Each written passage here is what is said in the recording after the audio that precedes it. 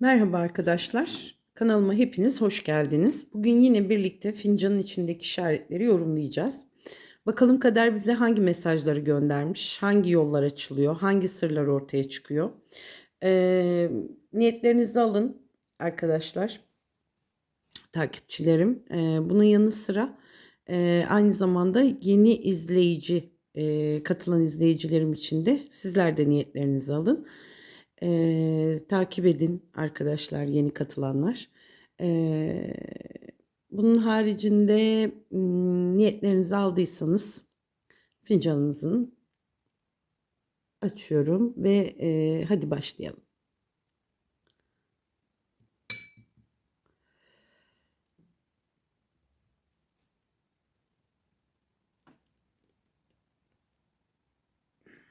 Hmm.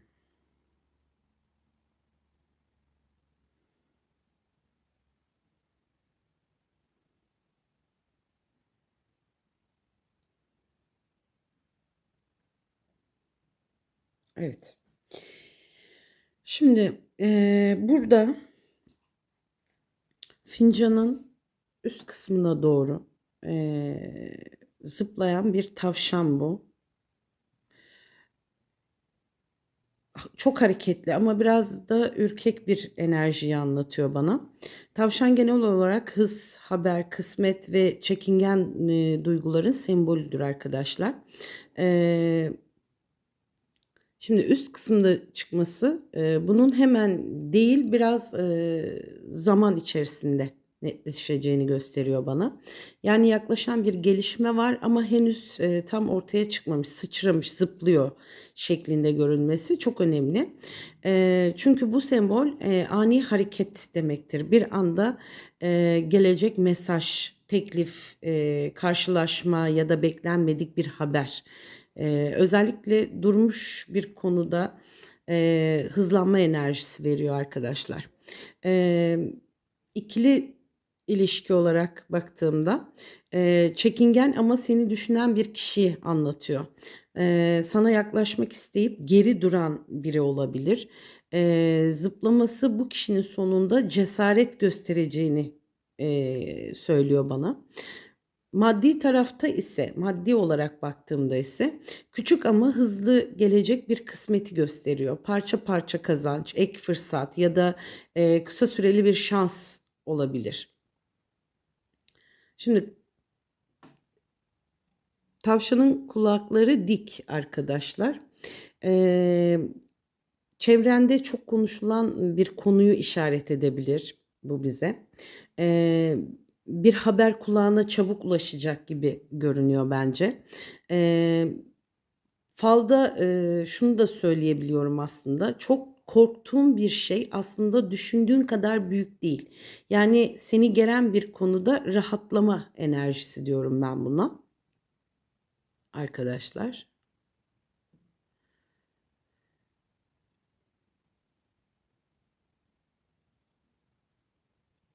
Şimdi hemen şurada bakın bir kaşık. Bildiğim bir kaşık yani bu. Eee, Kısmet, davet ve paylaşımlar olarak söyleyebilirim bunu. Özellikle hane içinde yaklaşacak güzel gelişmeleri, sofralı bir ortamı ya da aileyle ilgili sevindirici bir haber diyebilirim. Çünkü kalabalık bir ortam var bakın şurada. İçiniz biraz sıkılmış ama ben o sıkıntıları açılmış yani toplayıp atıyorsunuz, atacaksınız. Öyle diyeceğim ben buna. Çok düşünmeyin yani. Şimdi bu kaşık özellikle hane içinde yaşanacak güzel gelişmeleri dedim ben size. Eee, Sofralı bir ortamı ya da aileyle ilgili sevindirici bir haberi bize çağrıştırır. Eee Bereket ve önüne sunulacak bir fırsat da diyebilirim ben buna.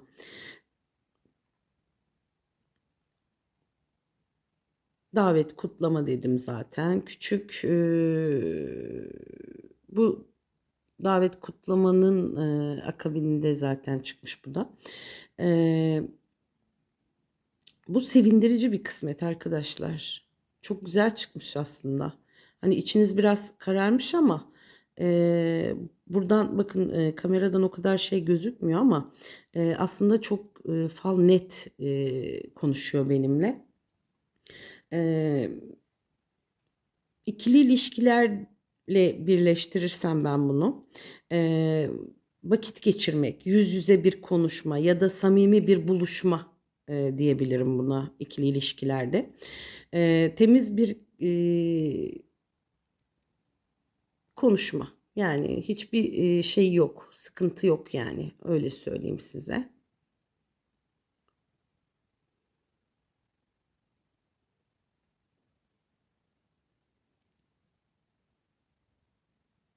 Şimdi, burada çok enteresan arkadaşlar. Şimdi temiz bir, haberiniz var, temiz bir kağıt var burada.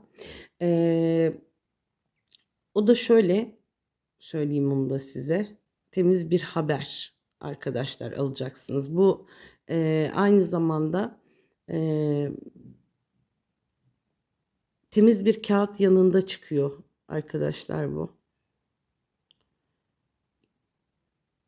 Temiz, sizin beklediğiniz bir haber bu.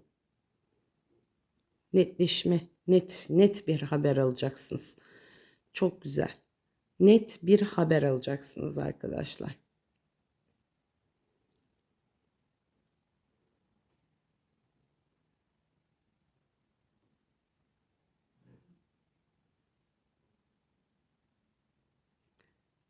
Şimdi burada hemen şuraya bakarsanız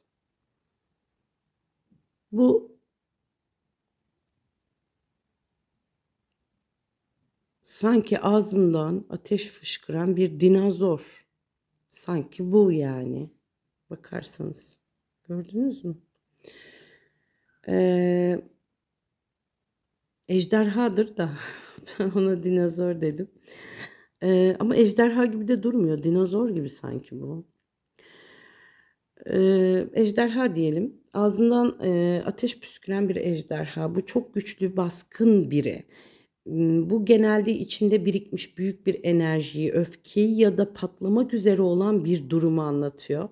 Dinozor zaten eski ama eski etkisi hala süren bir meseleyi temsil ediyor.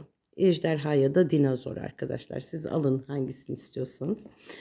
Eee Ateş püskürmesi artık, bu konunun saklanmayacağını, yani bir konunun saklanmayacağını özellikle, bakın, tavşan ve, dinozor bu, şöyle söyleyeyim,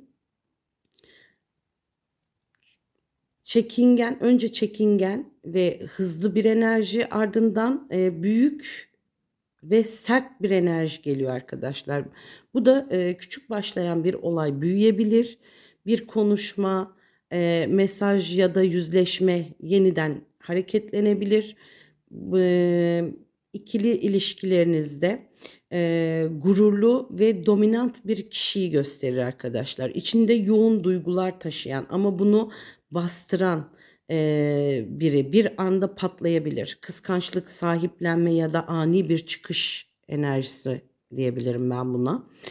Eee İş alanı veya sosyal çevre dediğimde, etrafınız dediğimde ise otoriter bir figür anlamına geliyor. Özel biri bu. Sert konuşan, sözü ağır gelen biriyle karşı karşıya kalabilirsiniz. Dikkat edin arkadaşlar. Ama dinozorun, çıkması aynı zamanda eski, düzen yıkılıyor. Eee Yeni seni, korkutan bir şeyin, yani seni korkutan, bir şeyin, gücü aslında azalıyor olabilir. Ateş sembolü ayrıca tutkuyu ve dönüşümü anlatıyor. Yanarak temizlenen bir dönem. Eee, Yani stresli görünen olay sonunda, önünü açabilir. Sen bunu stresli görebilirsin ama önün açılıyor arkadaşlar. Emm Şimdi üst kısmında olması bunun. Yani fincanın şöyle üst kısımlarında olması, eee, yakın olması daha doğrusu. Yakın bir zamanda yaşanacak bir gelişme, açık ve net görünüyor olması. Olay gizli kalmayacak, herkes duyacak gibi görünüyor canlarım.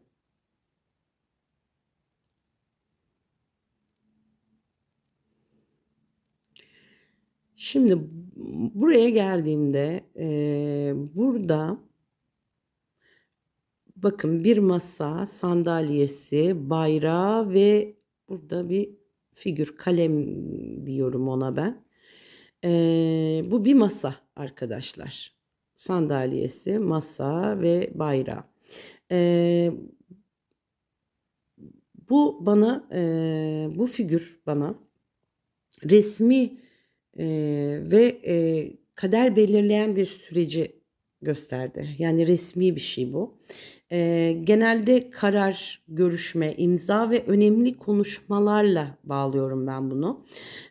Masa oturup konuşulacak bir konuyu anlatıyor bana. Uzun süredir havada kalan bir mesele netleşmeye başlayabilir. Düzen kurma enerjisi var burada arkadaşlar. Ev, iş ya da ilişki konusunda artık bir şeyleri yerine koyma dönemi gibi hissediyorum ben bunu. Şimdi sandalye olması çok önemli çünkü falda sandalye bir yer edinmek anlamına gelir. Eee, Bu yeni iş, yeni ortam, bir toplulukta kabul görmek ya da hayatında kalıcı bir pozisyon almak şeklinde yorumluyorum ben bunu. Kalem sembolüne gelirsem haberleşme, imza, sözleşme, yazılı bir gelişmeyi gösteriyor bana. Eee, Aynı zamanda da kalem şöyle söyleyeyim, eee, kaderine yazılan yeni sayfa diye de yorumlayabilirim ben bunu. Bir başvuru, resmi evrak ya da önemli bir konuşma diyebilirim. Şimdi bayrağa gelince arkadaşlar şuradaki başarı ve dikkat çekme sembolü bayrak. Özellikle emek verdiğim bir konuda sonuç alma enerjisi veriyor. Bayrak aynı zamanda gurur duyulacak bir gelişme anlamına gelir bende. Bazı kişilerde şehir dışı ya da resmi kurum bağlantısı diyebilirim bazı kişilere göre. Eee, Bu 4 sembol birleşince yakında ciddi bir konuşma ya da karar dönemi var ve bu senin hayatında yer değiştirecek bir etki yaratacak arkadaşlar. İkili ilişki, aşk olarak baktığımda ilişkiyi ciddiye taşıyan bir konuşma olabilir arkadaşlar. İş tarafından ise görüşme, mülakat, imza, yeni başlangıç, enerji çok güçlü çünkü. Bir de masa etrafı aydınlık arkadaşlar. Sonuç olumlu. Masa etrafı apaydınlık duruyor. Sonuç olumlu bence.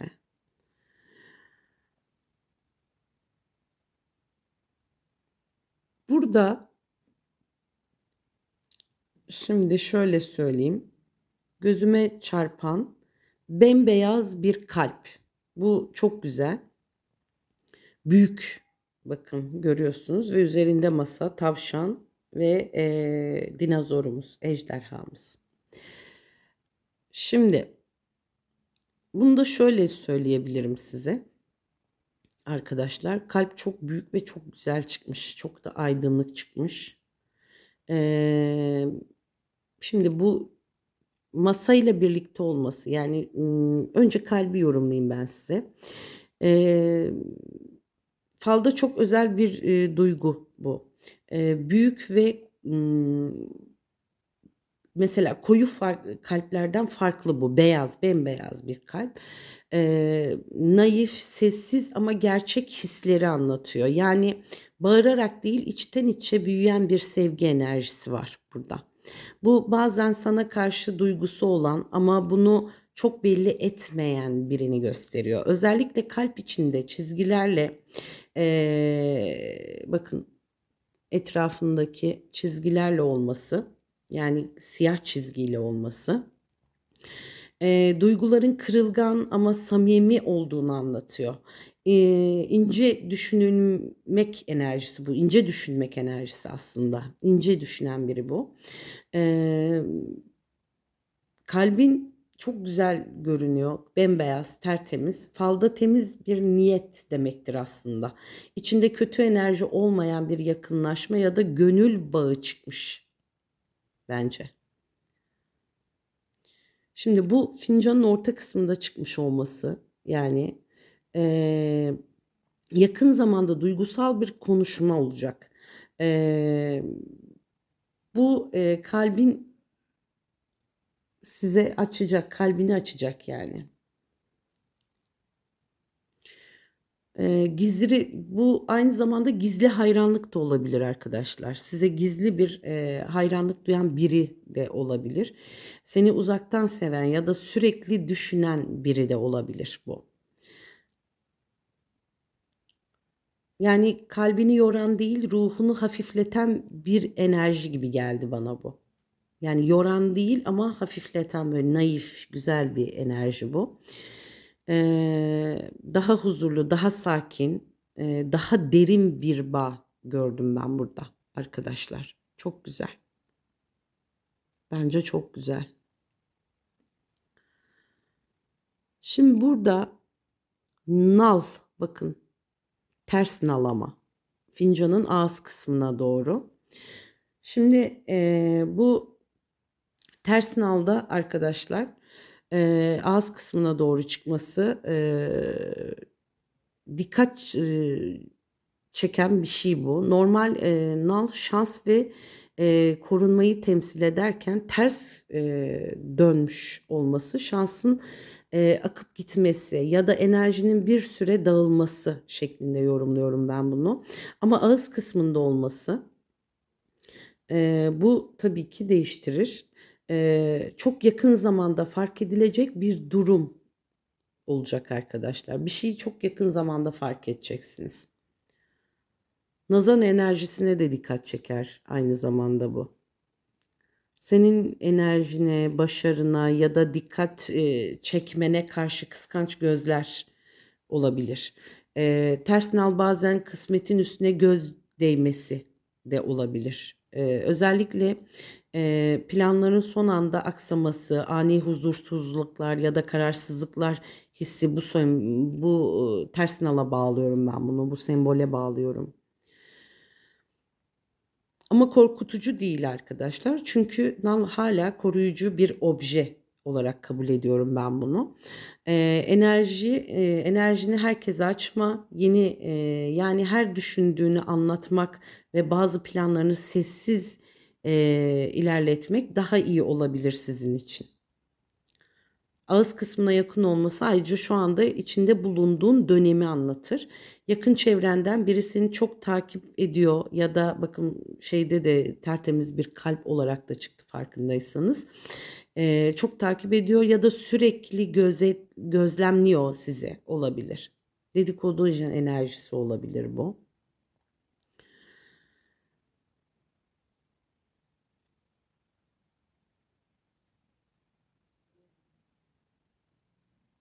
Ama nal şey değil arkadaşlar. Bakın bembeyaz. O da öyle. Kalp gibi aynı. Kalbin içi gibi. Aydınlık olması nazarın uzun sürmeyeceğini gösterir bu arada. Sonunda yine toplanan bir şans enerjisi bu arkadaşlar. Kalabalığa giriyorsunuz dediğim gibi. Zaten kalabalık içinden bahsettik. Evet. Falımız bu kadar çıkmış. Çok enteresan. Evet. Şimdi tabağımıza bakalım arkadaşlar. 3 tane dileği tutmuşsunuz. 3 dileğiniz var. Şimdi bu 3 dilekten de bakalım hangisi olacak? Bir tanesi hiç olmuyor. Bir tanesi ağır gibi giderken hızlandı. Bir tanesi de ağır ilerliyor arkadaşlar.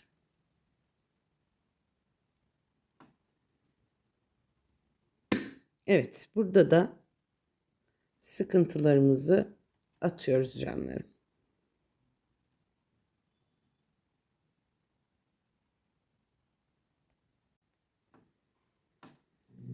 Evet.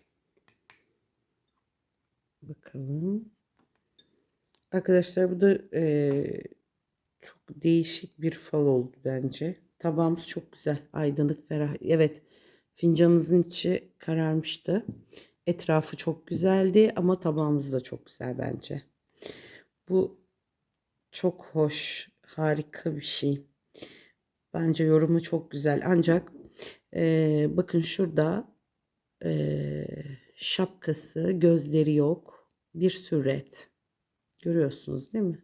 Baş şapkası, gözleri yok. Gözleri gözükmüyor. Bıyıklar bakın şurada. Ağız.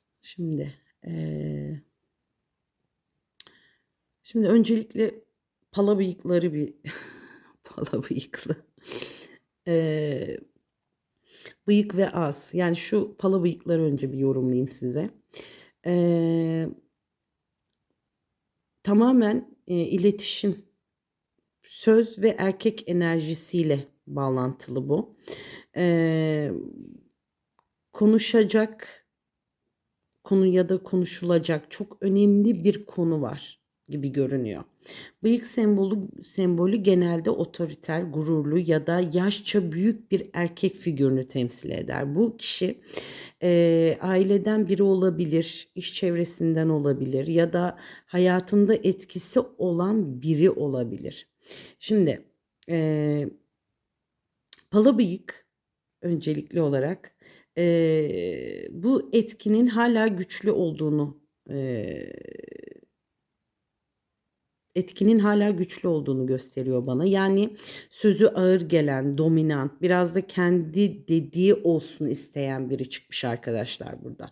Şimdi ağız sembolü direkt konuşma, haber ve yüzleşme anlamına gelir. Söylenmemiş sözler enerjisini çok güçlü veriyor bana. İçinde tutulan bir konuşma yapılacak gibi duruyor burada. İçinde tuttuğu bir konuşma. Eee Eğer ağız açık olsa idi ama değil galiba değil mi? Bakıyorum. Açık sanki ya. Şurada. Şimdi açık ya bu ağız açık. Bir itiraf, tartışma ya da beklenmedik bir haber diyorum ben buna. İkili ilişki olarak seni düşünen ama gurur yapan biri bu. İletişim kurmak isteyip bekleyen bir kişi aynı zamanda ya da geçmişten gelecek konuşma anlamına geliyor. Ya da geçmişten biri sizinle çünkü gözleri yok. Sosyal olarak baktığımda dedikoduya dikkat çekiyor. Özellikle bıyıklı figürler bazen laf taşıyan erkek enerjisi olarak da yorumlayabiliyorum ben bunu. E, Yakında bir konuşma birçok şeyi değiştirecek. Son olarak söylüyorum. Bıyık ve ağızla ilgili. Bu konuşma ya netleşme getirecek ya da içinde kalan yükü boşaltacak gibi görünüyor bana arkadaşlar. Şimdi gelelim büyük şapkalı amcamıza. Gözleri olmayan. Şimdi bunu da bütün olarak değerlendireceğim size. Eee, Çok gizemli bir sembol bu. Genellikle kendini tam göstermeyen, niyetini saklayan ya da gerçek yüzünü belli etmeyen bir insanı anlatıyor bana. Şapka bazen maskelenmiş düşünceler ve dış görüntü sembolüdür. Gözlerin olmaması bu daha da güçlendiriyor bu çağrışım bana. Çünkü falda göz, niyet, bakış ve gerçekliktir. Gözsüz olduğu için tam okunamayan kişi diyeyim ben size. Bu kişi tarafından gerçekten hayatından biri olabilir ya da sembolik olarak sana karşı kapalı davranan bir kişi, bir enerji temsil ediyor da olabilir arkadaşlar. Ne düşündüğünü belli etmeyen, sessiz ilerleyen, seni uzaktan takip eden ama duygusunu açık etmeyen biri çıkmış gibi de düşünüyorum.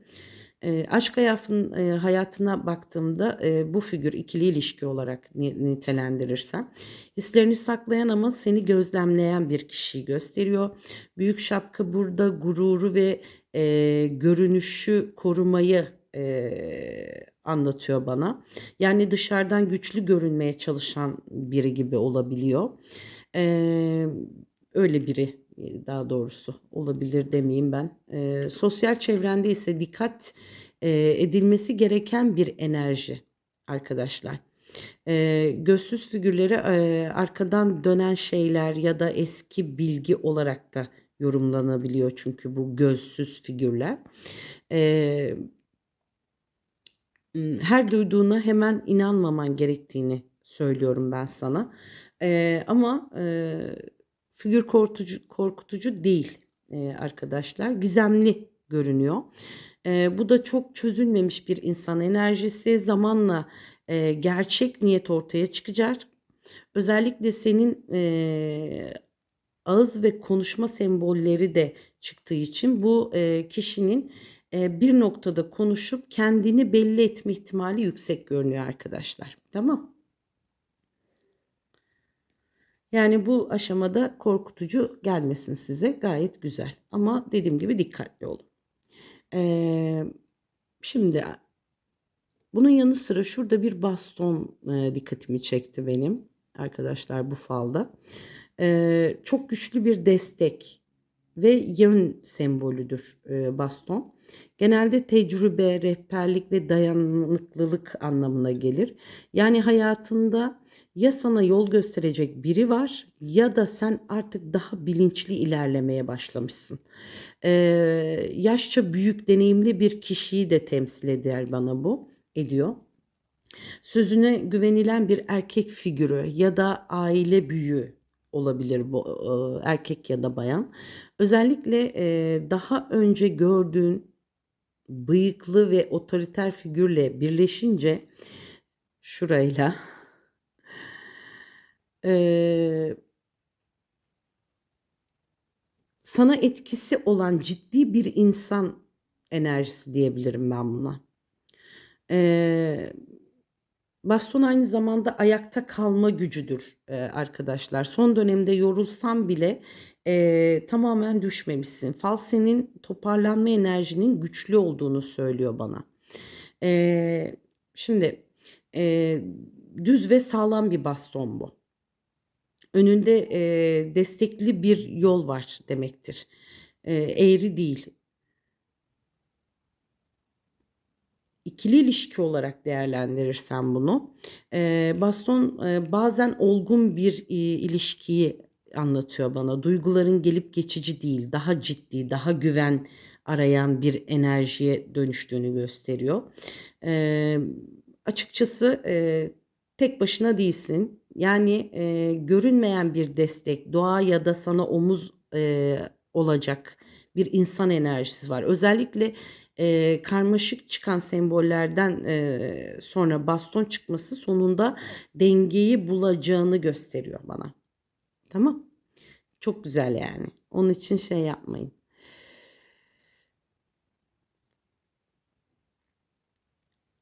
Evet arkadaşlar, bakın burada hanenin içine girmeye çalışan bir balık, tertemiz, mis gibi. Şöyle göstereyim size. Bakın hatta bu yunus balığı diyorum ben buna, tombul olduğu için. Yunus balığı. Onun da haricinde burada çok güzel bir figür gördüm ve ben bunu sona sakladım size. Şimdi bakın burada uzun boylu bir erkek, burada da bir kadın ve aralarında bir, iki, üç tane çiçek. Gördünüz mü? Çok güzel değil mi? Bunu en sona sakladım. Şimdi duygusal ve en güzel görüntülerden biri olmuş bence bu. İki kişinin ellerinin birleşmesi bazen kader, bazı bağı, kader bağı, anlaşma, duygusal yakınlaşma anlamına geliyor. Özellikle biri uzun ve zayıf, diğeri orta boylu kadın figürü olarak görünüyorsa, eee, hayattaki iki farklı karakter enerjisini net şekilde göstermiş arkadaşlar. Şimdi uzun boylu figür genelde daha mesafeli, düşünceli ya da duygularını kolay göstermeyen tarafı temsil eder. Kadın figürü ise daha duygusal, sezgisel ve kalpten hareket eden enerjidir. Bakın fincanınızda da tertemiz bir kalp çıktı farkındaysanız. Ellerinin birleşmiş olması ise aradaki kopmayan bağı anlatıyor arkadaşlar. Çok güzel. Ay pardon. Benim aparatım iyi olmadığı için. Bence bu çok barışma, yakınlaşma, destek olma ya da ortak bir yola girme diyebilirim ben buna. Çok güzel çünkü. Ellerindeki 3 çiçek. Bakın 1, 2, 3 tane. Bu ellerindeki 3 çiçek çok özel bir detay arkadaşlar. Falda çiçek mutluluk, güzel haber ve gönül sevincidir. 3 tane olması da 3 vakit enerjisini verir. Yani 3 gün, 3 hafta ya da 3 ay içinde güzel bir gelişme olacak. Çiçeklerin açık bence. Açık gözüküyor. Eee, Temiz niyet, sevgi demektir. Eğer aşk enerjisi mesela çok güçlüdür. Eee, Bu görüntü sadece aşk değil, aynı zamanda kader ortaklığı demektir. Yani birbirine iyi gelen iki insan diyebilirim ben buna. Falın genelindeki sembollerden sonra bu görüntü adeta huzur veriyor bana. Onun için bunu sona sakladım. Bu sembol bana söylüyor ki kalpten gelen bir bağ sonunda güzel bir sonuca doğru gidiyor arkadaşlar. Evet, çok güzeldi. Bunu ilk baktığım gibi gördüm. Bir de şu şapkalı kişiyi baktığım gibi gördüm ama şu sembol bana çok hoş geldi arkadaşlar. Çok güzel. Evet, fincanım bu kadar. Falımı beğendiyseniz, kendinizden bir şeyler bulduysanız mutlaka beğenin, yorumlarda bana bildirin. Ben hepsini tek tek okumaya çalışıyorum. Yeni gelen arkadaşlarımız da eğer beğendiyseniz her akşam ben buradayım. Birlikte yorumluyoruz. Umarım size dokunan bir şeyler bulmuşsunuzdur. Sevgiyle kalın, hoşça kalın, kendinize iyi bakın efendim.